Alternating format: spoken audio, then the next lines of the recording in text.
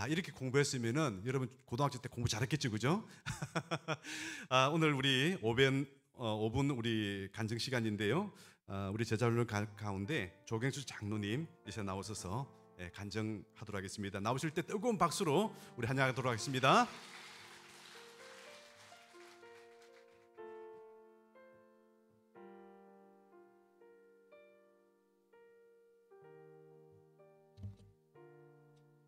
예, 안녕하십니까. 오늘 순서에 따라 이 시간에 간증을 하게 된 조경수 장로입니다.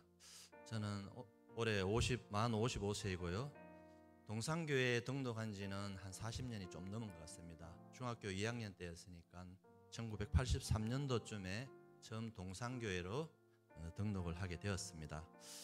먼저 오늘 이 시간에 여러분들 앞에서 간증 드리는 것이 너무나 부족하고 보잘것없는 제가 과연 이렇게 이 자리에 서서 말씀을 드릴 수 있는가 많이 고민도 하고 그랬습니다. 또 부끄러운 과거도 있고 주제 넘게 자랑하는 이야기가 될 수도 있지만 오늘 이 자리에서는 오로지 하나님께서 이 부족한 사람을 들어서 어떻게 영광을 받으시는지에 대하여 초점을 맞추고 간증을 하고자 하니 너그러운 마음으로 들어주시면 감사하겠습니다. 저는 유년 시절을 고향인 경북 성주군에서 자랐습니다. 3남매 중 장남으로 태어났고요. 막내 여동생은 어릴 때 질병으로 일찍 죽었고 두 분 부모님과 남동생과 가난하고 평범한 집안에서 자랐습니다.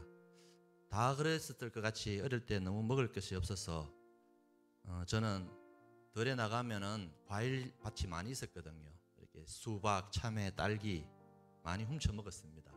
그때는 설이라고 했는데 그래도 용서가 되던 시기였지 않습니까? 지금은 그러면 이제 큰일 나죠. 또 산에는 가면은 고기들이 많이 있었습니다.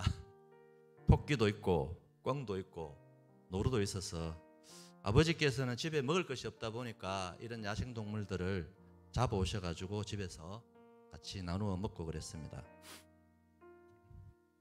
저희 외갓집은 기독교 집안이었고요. 외할아버지께서는 장로님이셔서 제게 교회 다니라고 꾸지람을 자주 하셨습니다. 외갓집은 우리 남재문 장로님이 계셨던 어성그 3분 쪽에 거기 같은 동네였습니다. 사실 교회가 다니기는 싫었고 외할아버지 눈치만 보면서 억지로 다니는 척만 했었던 기억이 납니다. 국민학교죠. 다닐 때 주일이면 교회를 가야 하는데 외할아버지께서 체크를 하시니까 근데 하필이면 그때 제일 제가 좋아하던 만화 영화가 꼭 그 시간에 상영을 TV에서 나왔습니다. 혹시 여러분들 그 마징가 제트라고 아십니까? 예, 그 마징가 제트를 제가 하나님보다는 더 좋아했었습니다. 그렇게 교회는 다니는 둥 마는 둥 하다가 저와 저희 집에는 큰 시련이 닥쳤습니다. 국민학교 6학년 때쯤 아버지께서 목수로 일을 하시던 일터인 지금 성서에 있는 계명대학교에서 일을 하시다가 고청에서 추락을 하셨습니다. 목숨이 위태로운 상황까지 가시다가 병원에서 오랫동안 입원하시면서 고비는 넘겨시고 생명은 건지셨지만 하반신 불구인 장애자가 되셨습니다. 어머니께서 병간호에 매달리시면서 집안 형편은 더 안 좋아졌고 살기가 무척 어려워졌습니다. 이런 가정 환경이 되다 보니 저도 모르게 주변 친구들과 어울려 다니면서 집 밖을 맴돌았고 많은 비행을 저지르면서 방황을 하였습니다. 한마디로 비행 청소년이었던 것 같습니다. 이런저런 사고로 경찰서에도 드나들었고 소년원 문턱까지도 가게 되었습니다. 저와 같이 있던 친구들은 일부 소년원에도 가게 되었습니다. 그러면서 부모님의 불화가 깊어지면서 결국은 어머니께서 참다 못해 집을 나가셨습니다. 제게는 너무나 큰 충격이었습니다. 나를 낳아주신 어머니가 나를 버릴 수가 있구나 하는 충격을 받고 그 충격을 채 해소하기도 전에 저는 졸지에 아버지를 돌봐야 되고 동생을 돌봐야 되는 소년 가장이 되어버렸습니다. 그때가 제가 중학교 2학년 때였습니다. 제게 이런 시련이 오게 되면서 저도 모르게 무의식 중에 하나님을 찾게 되었습니다. 나 자신도 똑바로 추스러지지 못하던 시기였는데 가정을 돌봐야 하는 책임을 지다 보니 너무 힘들고 괴로워서 하나님을 원망하였습니다. 하나님이 있습니까? 어디에 계십니까? 라며 허공을 향해 질문을 던졌습니다. 그때 제가 새벽에 신문을 돌리고 있었습니다. 생활비를 좀 보태야 했기 때문에요. 새벽에 나갈 때마다 이웃에 살던 분이 어디를 가는지 처음에는 저는 몰랐는데 교회를 다니셨기 때문에 새벽 기도를 가는 거였습니다. 그러다 보니 저와 자주 마주쳤습니다. 지금 이름은 기억 안 나는데 우리 권사님들 기억나시나 몰라도 그 아기들 이름이 잔디하고 새싹이었거든요. 예, 그 어머님인 집사님이 저를 교회를 가자고 계속 볼 때마다 그렇게 강요를 했습니다. 저는 싫어서 도망가기도 하고 회피도 하고 했습니다만 너무 힘든 생활에 지쳐있고 어린 나이에 앞으로 무엇을 어떻게 하며 살아야 될지 삶에 대한 심각한 고민을 하던 시기에 교회를 나가자는 집사님의 여러 차례의 권유를 통해 결국은 동산교회에 등록을 하게 되었습니다. 소년가장으로 살고 있는 저의 형편을 아신 동산교회에서 많은 도움의 손길을 주었습니다. 쌀과 반찬 등을 많이 집에 보태주면서 저희 마음을 위로해 주었습니다. 그때 제가 학생에 있을 때 아마 저의 담당 교사를 하시던 분이 지금 은퇴하신 강태근 장로님이셨습니다. 기억하실지 모르시겠지만 하나님을 알지 못하고 신앙심이 없던 저는 불우한 저의 집안을 돌봐주시던 교회의 따뜻한 온정으로 교회를 떠나지 않게 되었고 점점 하나님의 은혜를 경험하게 되었습니다. 나중에는 이런 일련의 시련들이 하나님께서 저를 부르신 섭리와 계획이 있다는 것을 깨닫게 되었습니다. 교회를 다니면서 하나님이 계신 것을 믿고 그런 하나님께서 나와 함께 계심을 믿게 되니 말씀대로 살아야 되겠다는 각오를 하였습니다. 저는 중고등학교를 거쳐 대학교를 다니며 소프트 테니스 선수로 활동을 하였습니다. 신앙인으로서 말씀에 기준한 생활을 하다 보니 환난을 당하는 경우가 많았습니다. 예를 한 가지 들어보면 운동선수들이 단체 생활을 하지 않습니까? 같이 밥을 먹고 할 때 제가 식사 기도를 하고 나면 제 앞에 있었던 밥그릇이 없어졌습니다. 또 제가 제일 좋아하는 계란 후라이도 사라지고 없을 때도 있었습니다. 선배들은 기도하니 밥이 없어졌잖아 라고 하면서 저를 놀리고 비아냥거리기도 했습니다. 인간적으로 모멸감을 느끼기도 하고 부끄럽기도 하였지만 그들을 전도하기 위해 하나님의 영광을 위해서 저는 꾹 참았습니다. 하나님께서는 제게 그들보다 우수한 실력을 주셨고 대회에서도 좋은 성적을 거두게 하셔서 믿지 않는 그들에게 결국은 인정을 받도록 하셨습니다. 하나님을 믿는 신앙인으로서의 삶을 살면서 저는 너무나 많은 복을 받았습니다. 30년 전 약관의 나이로 국가대표 선수로 생활을 활동을 하게 되었고 또 국가대표팀 지도자로도 활동을 하였습니다. 대구은행이라는 직장에서 스카우트 제의를 받아서 26살 약관의 나이에 대구은행 팀 감독으로서 임명을 받았습니다. 현재 저는 대구은행 본점 인사부 소속의 부부장 직책을 맡고 있습니다. 운동부를 맡아 담당하면서 가르치고 있고요. 국가대표 선수로 활동을 하고 나름 국위선양도 많이 하고 해서 상도 많이 받았습니다. 대구시장상부터 장관표창, 국무총리 표창, 대통령 표창장까지 받았고 체육 관련해서는 제일 큰 상인 체육훈장까지도 받게 되었습니다. 저는 신실한 주의 자녀를 버리시지 않으시고 실망시키지도 않으시는 하나님의 은혜를 살면서 분명하게 체험을 하였습니다. 제가 받은 축복 중에 제일 큰 축복은 물론 같은 교회에 다니던 우리 김남희 권사를 만나서 지금 3명의 자녀를 주신 것도 제게는 큰 축복이고요. 또한 40년 동안 이렇게 한 교회를 지키면서 지금은 또 이렇게 장로 직책까지 맡아서 교회에 봉사할 수 있는 것도 너무나 큰 축복이며 감사합니다. 나의 가는 길을 그가 아시나니 그가 나를 단련하신 후에는 내가 순금같이 나오리라. 욥기 23장 10절 말씀은 제가 늘 묵상하는 성경 구절입니다. 욥이 가족을 잃고 재산도 잃고 건강까지 잃었지만 절망적인 상황 속에서도 하나님을 원망하지 않고 신앙을 지키며 이 고난의 여정 끝에는 신실하신 하나님의 축복이 있을 것이라는 것을 믿음을 가지고 나아가서 큰 축복을 받은 것 같이 저의 삶도 부족하지만 하나님께서 저의 작은 믿음을 보시고 큰 축복을 주셨습니다. 이 모든 영광을 하나님께 돌립니다. 감사합니다.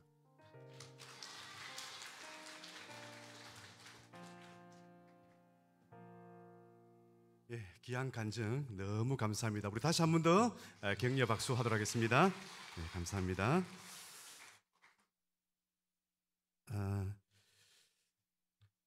제 아들이 군대를 갔을 때에 이제 이런 질문이 있죠. 너네 아버지 뭐 하시니? 예, 그래서 제 아버지는 목사님입니다. 이런 이제 대답을 하게 되니까 너 참 부자겠네. 교회에서 헌금한 거 전부 다 목사님이 다 가져가니까 너 참 부자겠다. 그러니까 아니에요. 아버지도 교회에서 월급 타요. 이제 그 얘기를 통해서 이제 성도들은 아니 그 안 믿는 사람들은 목사님이 교회 모든 돈을 다 가져간 줄 알고 그런 이제 질문을 했던 것 같습니다. 뭐니 해도 세상 살이에서는 돈이 최고다 막 그런 인식을 가지고 있는데 어떤 세 분의 집사님이 있는데 어떻게 하나님께 헌금을 드리는지에 대해서 얘기를 하고 있었습니다. 그래서 이제 김 집사님이 저는 월급을 타면은 선을 끊어놨고 돈을 던져서 저쪽 편으로 건너가면 저건 하나님 거, 내 쪽으로 떨어지면은 이거는 내 거. 그렇게 해서 헌금을 드립니다. 그러니 그 옆에 있는 이제 이 집사님이 저는 그렇지는 않습니다. 어떻게 그렇게 합니까? 저는 원을 그어 나눴고 던져서 원 안에 들어가면은 하나님 거, 원 밖에 있는 거는 다 제 거. 이렇게 헌금을 합니다. 그랬더니 고개를 저으면서 그런 식으로 헌금을 하면 안 됩니다. 우리가 말씀의 기준을 가지고 헌금해야지 그렇게 하면 안 됩니다. 저는 공중에다가 하나님을 다 드립니다. 저는 전부 다 하나님 겁니다 라고 하면서 하나님 받으세요 하면서 다 던졌는데 공중에 있는 것은 다 하나님 거고 땅에 떨어지면 다 내 겁니다. 그렇게 해서 헌금합니다. 그런 얘기를 하는 겁니다. 아멘이에요. 이거 참 지난 월요일 날에 이제 제 아내가 우리 그 영무 척가 그 펜스 앞에서 이렇게 식물을 가꾸고 있는데 거기 영무에 이제 운동하러 나오신 분들 중에 한 사람이 이렇게 질문을 했다는 것입니다. 이런저런 얘기하다가 사람이 죽고 나면은 다 끝나는 것인데 천국과 지옥이 어딨냐 그렇게 얘기를 한 것입니다. 교회는 마음을 다스리게 다니는 것이지 뭐 그 이상 의미가 없다 그렇게 아내한테 얘기하는 것입니다. 그래서 자세한 얘기를 설명하기가 그래서 이번 주일날 교회로 꼭 오십시오. 꼭 오시면은 귀한 하나님의 말씀을 들을 수 있습니다. 그렇게 했는데 혹시 영무에 그분 오셨습니까? 안 오셨죠? 참 아쉽네요. 제가 왜 이런 얘기 하냐면은 안 믿는 사람의 입장은 저런 거구나. 믿고 나면은 죽고 나면은 다 끝나는 것인데 끝나고 말지 거기에 천국이 있고 지옥이 어디 있느냐 그런 생각을 갖고 산다는 것입니다. 어떤 이제 설문조사에서 이런 질문을 했습니다. 사람들이 가장 두려워하고 사람들이 가장 무서워하는 것은 무엇입니까? 이런 질문을 조사를 했습니다. 그래서 뭐 여러 가지 질문이 나오는데 이거를 함축해서 이렇게 모아보니까 세 번째가 뭐냐면은 이별에 대한 두려움입니다. 누군가가 만나고 누군가하고 헤어지는 거. 그게 죽음이 될 수도 있죠, 그죠? 영원한 이별이 될 수 있고 이별을 하는 것에 대한 두려움을 가지고 있다는 것입니다. 두 번째는 낙방하고 좌절하고 파산하는 거. 일을 하다가 직장에서 나오게 된다든지 또 사업을 하는데 부도가 난다든지 파산을 한다든지 이런 일들에 대한 두려움이 있더라. 1등이 뭘까요? 죽음에 대한 두려움이라는 것입니다. 생로병상으로 젊었을 때는 그래 거기에 대한 관심이 없었습니다. 죽을 때가 되면 죽겠지. 그런데 점차 나이가 들게 되면서 한두 명 옆에 사람들이 죽으면서 나도 언젠가는 죽겠네 이런 생각할 때 거기에 대한 대책이 없는 것이죠. 죽고 나면 어떻게 될까? 설마 저 많은 사람들이 그냥 죽는데 뭐 죽은들 무슨 특별한 일이 있겠어? 그래서 이제 어디에다가 의존하냐면은 다수결에 의존합니다. 수많은 사람들이 안 믿는데 나도 다수결에 얹혀가면 되지라고 생각하면서 그렇게 마음의 평안을 얻고 그렇게 살다가 간다는 것입니다. 각자 마음속에는 죽음에 대한 두려움을 가지고 살고 있습니다. 여러분 사람은 다 누구나 죽음에 대한 두려움을 가지고 있는데요. 다 죽습니다. 한 사람도 빠짐없이 다 죽게 됩니다. 삼성그룹을 세웠던 창업주 이병철 회장이 죽기 전에 천주교회 측에다가 24가지의 인생 질문을 했습니다. 24가지에 대한 종교적인 질문이죠. 죽고 나서 어떻게 되는지에 대해서 그런 질문을 편지를 보냈습니다. 첫 번째가 뭐냐면은 만약에 하나님이 계시다면은 하나님이 계시다는 그 존재를 어떻게 증명할 수 있습니까? 이게 첫 번째 질문이었습니다. 이제 이게 질문을 다 도착하기 전에 이제 그 천주교 측에서는 이 답변을 보내기 위해서 이제 그 대상자들을 모으고 그 과정에 이미 돌아갔었던 것이죠. 여러분, 많은 사람들의 첫 번째 질문이 뭐라고요? 하나님이 계시다면은 하나님이 계시다는 그 존재를 증명해봐. 그런 얘기하죠. 우리가 전도하면은 하나님 계셔? 하나님 계시다는 걸 한번 증명해봐. 이런 식으로 질문을 많이 받게 됩니다. 여러분, 우리가 살고 있는 것은요 3차원이에요. 그죠? 3차원에서 우리가 모든 걸 다 보고 있지 4차원, 5차원의 세계는 우리 알 수 없습니다. 그리고 여러분, 우리가 눈으로 본다는 것도요 가시, 광선 내에서 볼 수 있는 것입니다. 눈에 보이는 것이. 그러나 그 밖의 범위는 우리가 볼 수 없는 것이죠. 게다가 듣는 것도 마찬가지입니다. 우리가 들을 수 있는 청취 그 내에서 우리가 범위 내에서 듣는 것이지 아주 미세한 어떤 저주파나 고주파는 또 우리가 들을 수도 없는 것입니다. 그 범위 내에서만 우리가 듣는 것이죠. 우리는요 하나님에 대해서 물론 여러 가지로 증명을 할 수도 있겠지만은 사실은 하나님에 대해서 우리가 증명의 대상이 아니라 하나님은 믿음의 대상이라 이렇게 성경은 말씀을 하고 있습니다. 그래서 그 아들 이건희 회장도 병들어 죽기 전에 그런 얘기를 했죠. 내가 재산을 다 줄 테니까 누가 내 대신 좀 죽을 줄 사람 있냐, 그런 얘기를 하죠. 그러다가 또 죽을 때가 되니까 내 재산의 절반을 떼줄 테니까 1년만 더 살려주세요. 그렇게 얘기를 했다고 합니다. 그러나 사람들은 다 죽게 마련입니다. 나는 아닐 거야. 아니에요. 다 죽게 됩니다. 애플 창업자 스티븐 잡스가 56살에 이런 나이에 췌장암에 걸려서 죽었습니다. 그에게는요 쓰지 못한 돈이 무려 70억 달러니까 약 8조 정도 돈이 있었습니다. 그런데 사인은요 영양실조였습니다. 췌장암에 걸려서 초기에 발견됐기 때문에 다 진찰하고 치료하고 의사가 이렇게 명령을 내렸습니다. 단백질을 보충해야 되니까 고기를 드십시오. 그런데 이 사람은 동양에 왔다 와서 불교 신자가 되었습니다. 그러고 나서 자기가 스님도 아니면서 마치 스님처럼 채식하고 정말 비건주의가 되었습니다. 그래서 고기를 먹지 않았죠. 결국은 그 영양 실조로 죽었다는 사인이 났습니다. 모든 사람들은 다 죽습니다. 재산이 8조를 남겨두더라도 다 죽는다는 거예요. 그런데 죽고 나면은 어떻게 되느냐? 모든 사람들이 생각하는 것처럼, 많은 사람들이 생각하는 것처럼 죽고 나면은 아무것도 없는 거 아니냐? 죽고 나면 어떻게 될까? 성경에서는 이렇게 말씀하고 있습니다. 히브리서 9장 27절 말씀에 사람이 한 번 죽는 것은 정한 것이고 그 후에는 심판이 있으니 이렇게 말씀하고 있습니다. 모든 사람은 다 죽는데 그 뒤에는 심판이 있다는 얘기입니다. 그래서 그 심판이 뭐냐? 하나님께서는 상급의 심판으로 천국이 있고 또 반대로 지옥이 있다 이렇게 말씀하는 것이죠. 사람들이 생각하는 것은 인것 같습니다. 죽고 나면은 아무것도 없다라고 생각하는 사람이 있어요. 마치 TV가 탁 끄고 나면은 블랙아웃 되는 것처럼 모든 기억도 모든 생각도 사고도 모든 것이 다 사라지고 없다 그렇게 생각하는 사람이 있고요. 또 어떤 사람은 자유주의 신학이죠, 그죠? 천국은 있다. 하지만 지옥은 없다. 일본의 신도가 그렇게 생각합니다. 지옥은 없다. 천국만 있다. 그런 생각을 가진 데도 있죠.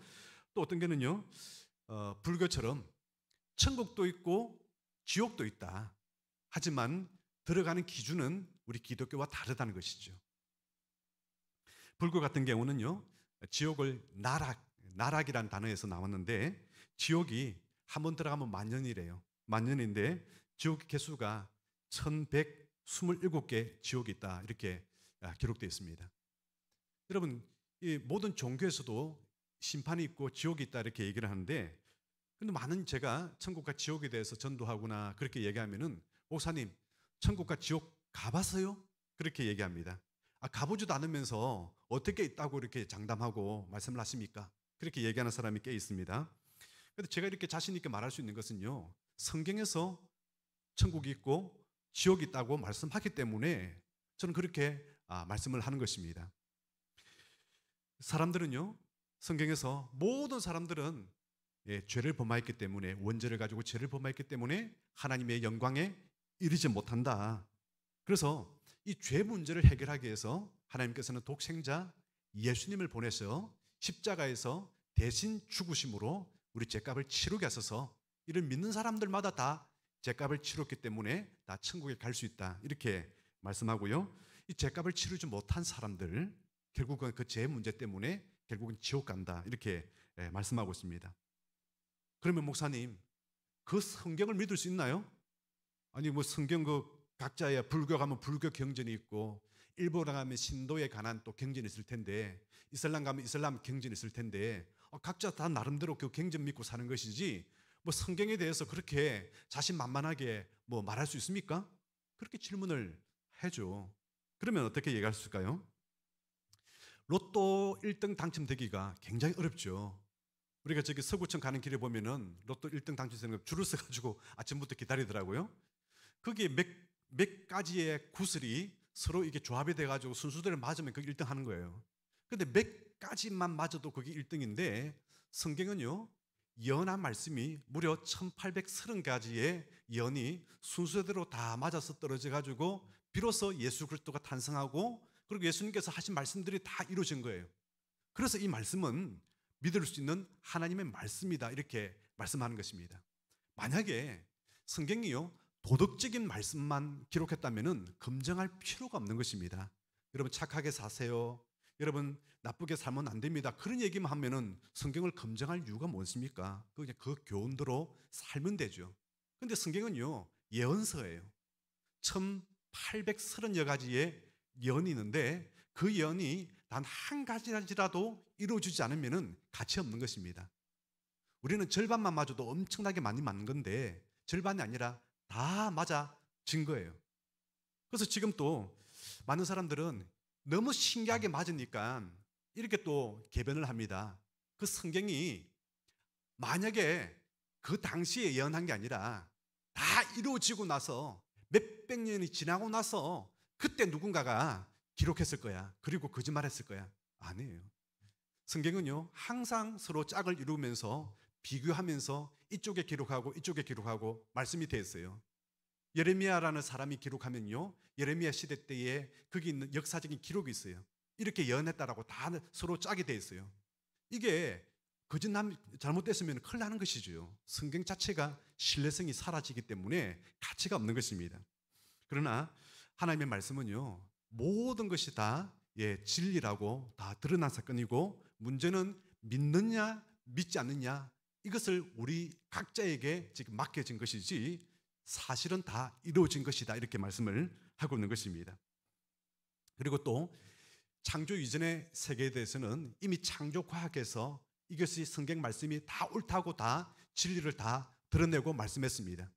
원숭이에서 어떤 세포에서 사람이 난 게 아니라 하나님께서 천지와 우주 만물을 창조하시고 사람을 창조했다, 각자 종류대로 창조했다는 그 사실이 창조 과학에서 이미 다 밝혀졌습니다. 진화론을 믿는 것도 과학이 아니라 각자의 자기 믿음이고, 우리 창조론을 믿는 것도 각자의 믿음입니다. 우리는 그 말씀대로 성경 말씀대로 믿는 것이죠. 또 죽었다가 살아난 사람들의 이야기를 통해서 어느 정도 우리가 알 수가 있습니다. 참 귀한 체험이잖아요. 사람이 죽었다가 다시 살아난다는 것은. 미국에 가면은요 버지니아 의과대학 출신의 의사인 레이먼드 무디 박사가 무려 150명의 죽었다가 살아난 사람을 만났습니다. 그리고 다 녹음을 하고 인터뷰를 해가지고 그리고 공통점을 엮어서 책으로 만들었습니다.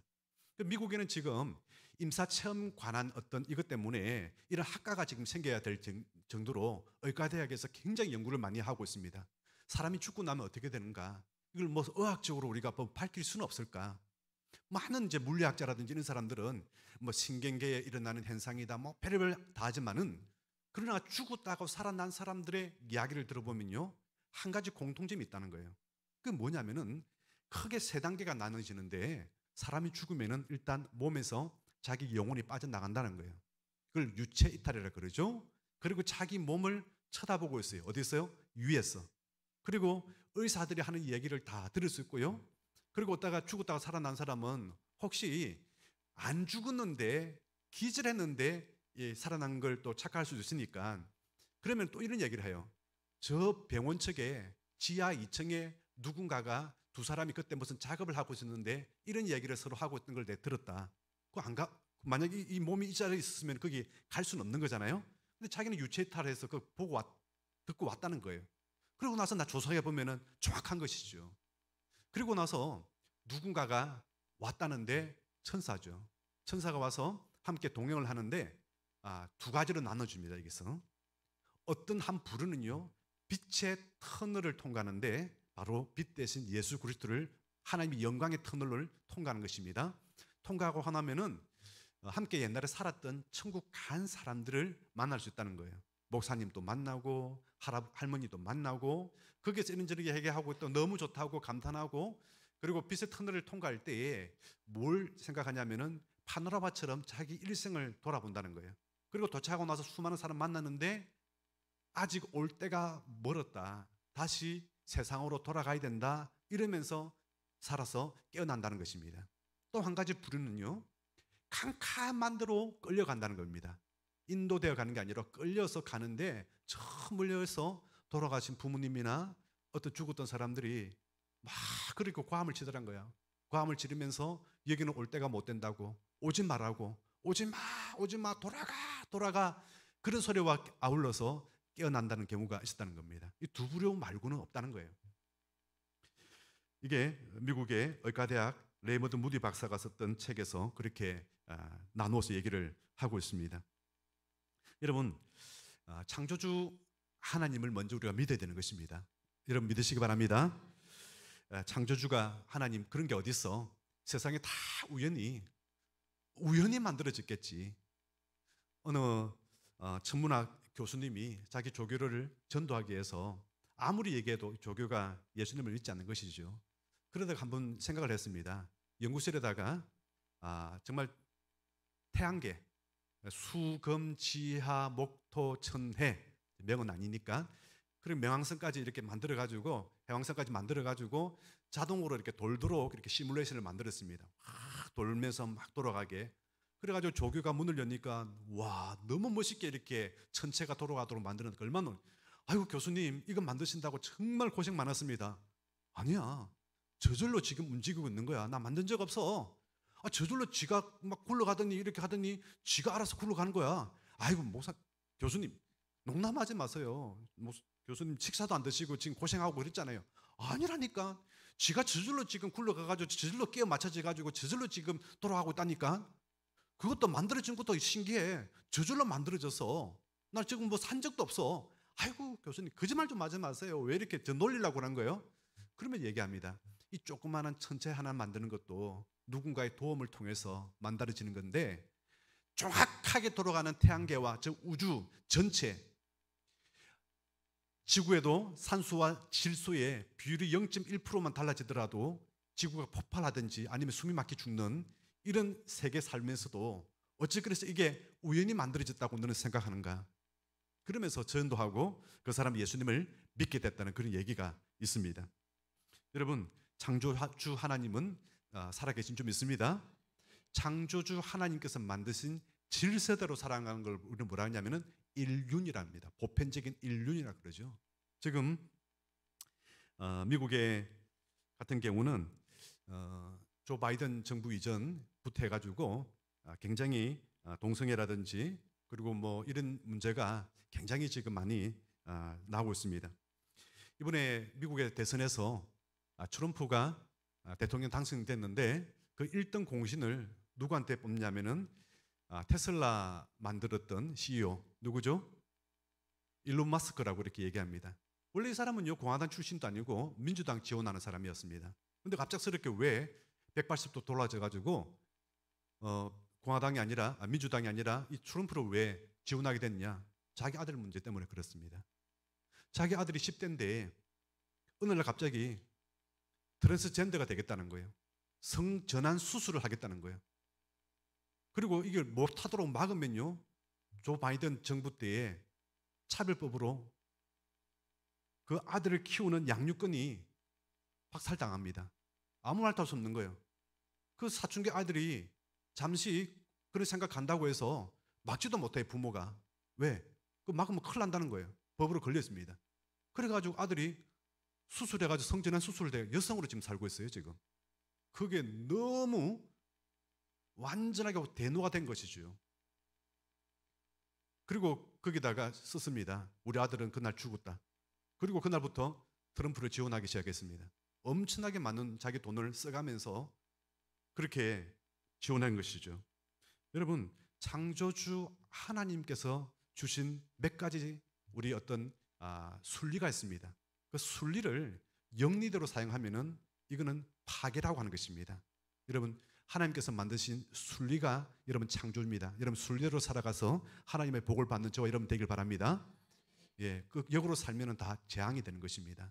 사람들은 예수님을 믿지 못하게 만들려고 재앙 수준으로 이미 와 있습니다. 그러나 이 세상의 소금과 빛은 누가 해야 되는 것입니까? 우리가 해야 되는 것이죠. 우리가 막아서야 되는 것입니다. 그래서 우리가 지금 목금 토요일 우리 주일날 전도도 할 때 거기에 차별법 금지 조항에 대해서도 우리가 같이 이렇게 전단지를 넣어서 전한 이유가 바로 그런 점들이기 때문에 그렇습니다. 그래서 지금 유럽 같은 데도 아버지와 어머니라는 용어도 못 씁니다. 엄마를 엄마라 못 부르고 아버지를 아버지라 못 부릅니다. 왜? 어떤 집엔 아버지가 남자가 2명이에요. 그러니까 이게 다 차별법이란 거예요. 그래서 부모 1, 부모 2라 부른 거예요. 부모 1번 오세요. 부모 2번 오세요.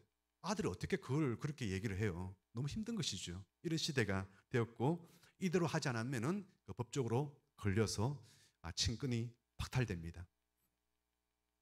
여러분, 하나님을 믿으면 하나님께서 우리를 붙들어 준 줄 믿습니다. 여러분, 하나님은 자기를 믿는 사람들을 붙들어 주는 거예요. 붙들어 준다는 게 뭐예요? 내가 이게 있으면은요, 붙들어 준다는 이렇게 붙들어 준다는 거예요. 위에서. 여러분, 믿음이란 게 어쩌면요, 내가 하나님의 손을 붙든다고 생각하고죠, 내가 붙들어서 내가 믿어서 아니요. 사실은 그 은혜로 믿는 거예요. 모든 것이 은혜라고 하는 건데 은혜로 믿는 거예요. 하나님의 손은 이미 우리를 붙들어 놨기 때문에 그나마 내가 붙들 수 있네 이렇게 되는 거예요.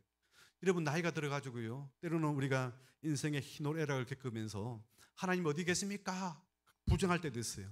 그리고 하나님의 손을 나할 때도 있습니다. 하나님 안 믿어요. 그러면 손 알 수도 있습니다. 그런데 하나님은 우리 손을 놓지 않는다는 거예요. 성령으로 말미암아 우리를 구원에 인치시고 끝까지 인도하시는 것입니다. 어떻게 해요? 하나님을 믿는 사람에 한해서. 여러분, 그런 은혜가 있기를 주님 축원합니다. 하나님 믿으면은요, 하나님께서 제일 마음에 오는 게 뭐냐면은 첫 번째, 마음에 평안을 주세요. 예수님 믿고 나서 제일 첫 번째가 마음이 평안해요. 잠 못 자는 사람이요, 불면증이 치료되고 잠을 잘 주무십니다.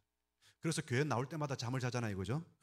평상시 잠 못 자면 교회만 와서 잠도 자고 막 그러잖아요, 그죠? 하나님 은혜입니다. 그래서 마음에 불평안이 사라지는데 오늘 읽었던 말씀 가운데 수고하고 무거운 짐진 자들아. 여러분, 아담의 원죄 이후로 태어난 사람들이 수고하고 무거운 짐을 짓고 살지 않는 사람 누가 있습니까? 태어나서 숨 쉬는 순간부터 우리는 고통이에요. 그러니까 세상에 종교란 게 만들어지죠. 사는 게 너무 행복하고 기쁘면은 종교도 사라집니다. 뭘 이렇게 붙들고 살겠어요? 숨 쉬고 있는 게 고통이죠. 힘들고. 왜 태어났냐? 부모를 원망하고. 그게 여러분 우리 인생 아닙니까? 그래서 애들이 태어날 때 웃으면서 태어난 애가 한 명도 없잖아요. 태어나자마자 우는 이유가 고통이가 알기 때문에 그렇습니다. 그러면 그 고통 가운데 사는 사람들은요, 서구권에서는 날아갈 때 저 새가 노래한다 이렇게 말하지만 우리는 뭐라고 한다고요? 새가 운다라고 얘기하죠. 왜? 내가 고통이니까. 내 사는 것이 고통이니까. 그러나 예수님을 믿고 하나님을 믿는 순간에 우리는요 마음이 평안해지면서 새들이 노래한다는 것을 깨닫게 되는 것입니다. 할렐루야. 묵은 짐을 하나님께 맡기기 때문에 내 짐이 가볍습니다. 누구한테 맡긴다고요? 하나님께 맡기기 때문에. 이전에 TV에 마리텔이라는 프로가 있었어요.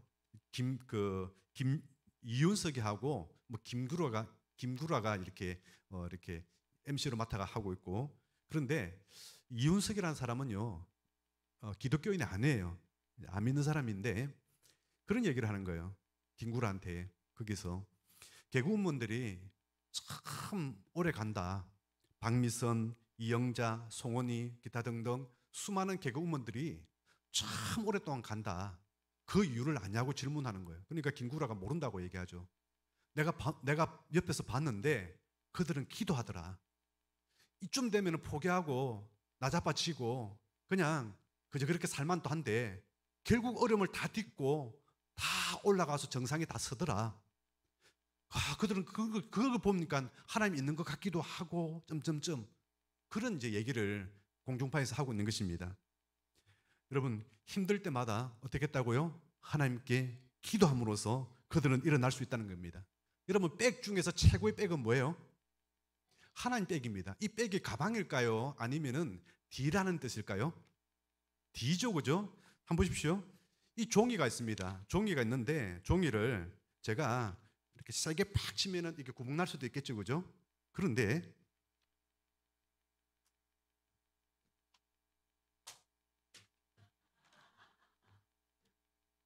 백이 콘크리트면요 제 손가락이 아파요.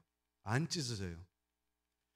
하나님의 백이라는 게 바로 저런 겁니다. 나는 연약하고 나는 무능하고 나는 별 것도 아닌 존재인데 하나님 백에 붙어 있으면은 든든하다는 거예요.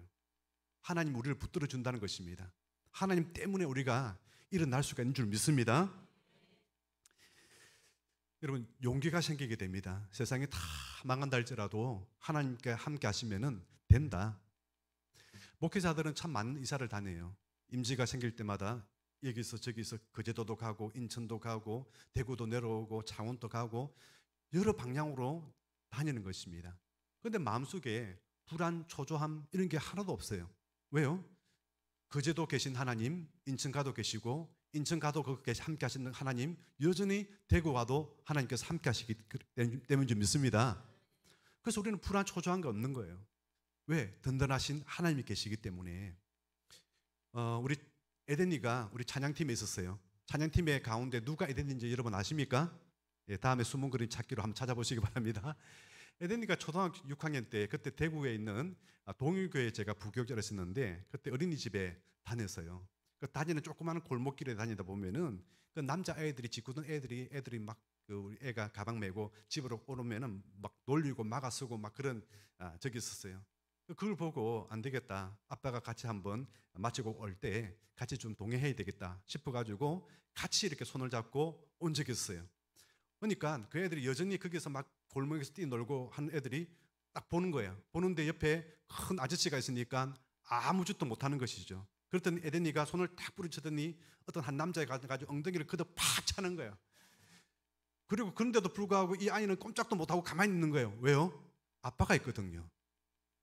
하나님의 존재란 게 바로 이런 것입니다. 우리가 하나님과 동행하고 있으면요 세상은 감히 우리에게 덤비지를 못해요. 왜냐하면 하나님이 계시기 때문에 그렇습니다. 여러분 이거 영적으로 제가 그렇게 말씀하는 것이에요.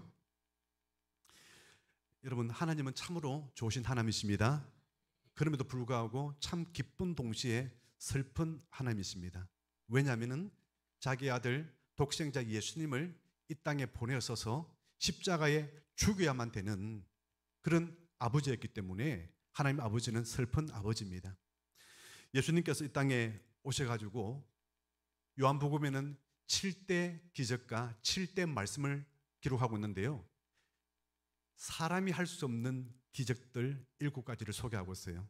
죽은 사람을 살린다든지 물 위로 걸어간다든지 오병이어의 기적을 베푼다든지 차마 사람이 할 수 없는 안전뱅이가 일어나서 장애인이 걸어간다든지 이런 7가지를 소개하면서 이걸 표적으로 그래요.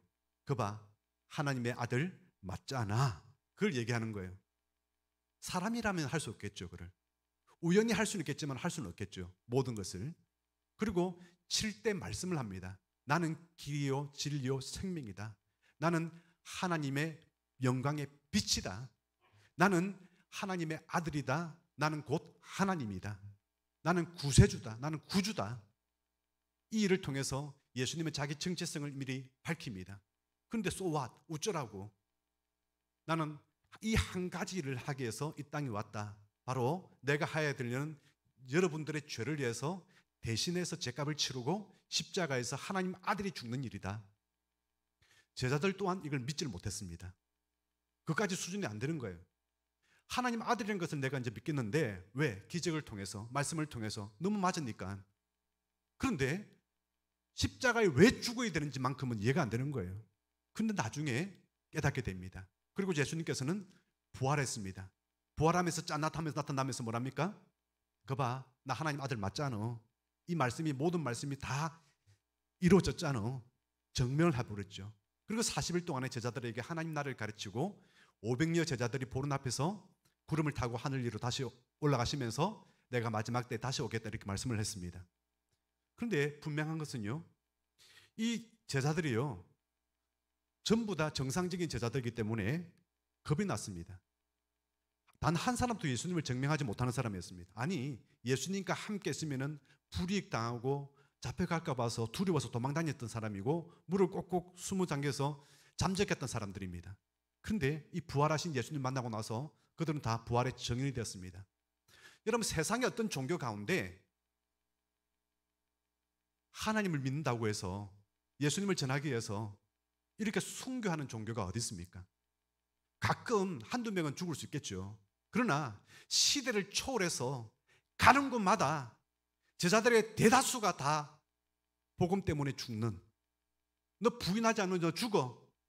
끝까지 예수님을 믿고 부인하지 않고 사형돼서 다 행장 이슬로 사라지고, 그런 나라가 세상에 어디 있냐는 거예요. 이런 종교가 어디 있냐는 거예요. 왜 그러냐? 왜 그렇습니까? 그들은 보았습니다. 그들은 만났습니다. 그들은 들었습니다. 그들은 사실인 것을 보았기 때문에 그런 것입니다. 만약 그렇지 않다면 어느 어리석은 사람들이 마음 평안을 위해서 그래, 그 정도 믿는 거는 괜찮아.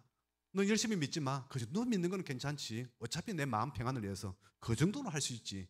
그러나 생명을 걸고 죽는데도 믿겠습니까? 그걸 저 같으면 안 믿겠습니다. 만약 그런 하나님이라면.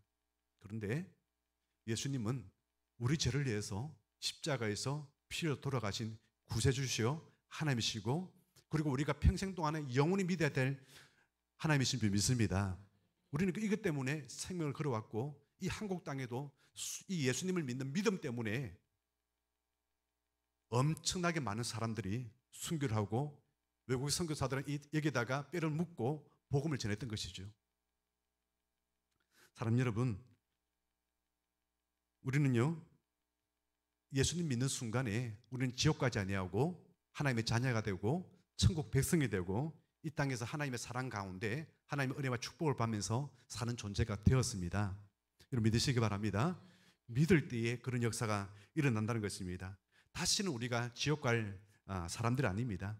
우리는 반드시 천국에 가는 것입니다. 왜? 하나님의 자녀이기 때문에 그렇습니다.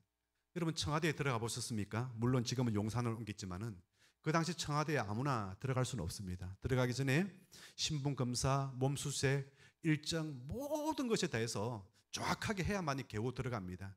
거기는 뭐 국무총리도 상관없이 다 이 과정을 다 겪고 나서야 들어갈 수 있습니다. 그런데 단 한 명은 거기에 대해서 아무도 조치도 없이 인사 한번 하고 바로 들어갑니다. 누가요? 자식들. 대통령의 아들들은, 딸들은요, 수고하십니다 하고 바로 들어가는 거예요. 어느 누구도 그 수색하지 않습니다. 왜? 자녀이기 때문에. 천국도 마찬가지예요. 하나님의 자녀가 되는 사람은요, 어떤 이유도 없이 바로 천국으로 바로 가는 겁니다. 내 의지와 관계없습니다. 하나님께서 천국으로 바로 인도하시는 것입니다. 그런 특권과 은혜 가운데 여러분 풍성한 삶을 누리면서 살아가는 우리 모두가 되기를 예수님 이름으로 축원합니다. 이 시간 우리 찬양하겠습니다. 당신은 지금 어디로 가나요? 발걸음 무겁게.